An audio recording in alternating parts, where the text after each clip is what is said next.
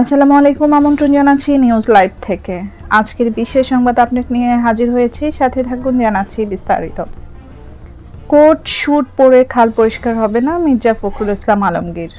খাল পরিষ্কারের কর্মসূচিতে অংশ নিতে গিয়ে বিএনপির মহাসচিব মির্জা ফখরুল ইসলাম আলমগীর দলের নেতাদের উদ্দেশ্য করে বলেন, শুধু কোট শুট পরে বা শুট বুট পরে মাঠে নামলে খাল পরিষ্কার সম্ভব নয়। তিনি বলেন, গামবুট পরুন, হাফ প্যান্ট পরুন, তবেই উৎসাহ নিয়ে সবাইকে মাঠে নামতে হবে।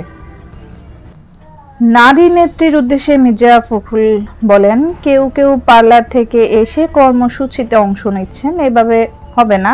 জনগণের কাছে যেতে হবে, ঘরে ঘরে গিয়ে বিএনপির কথা বলতে হবে। শুধু স্লোগান দিলে বা তালি বাজালে রাজনীতি হয় না।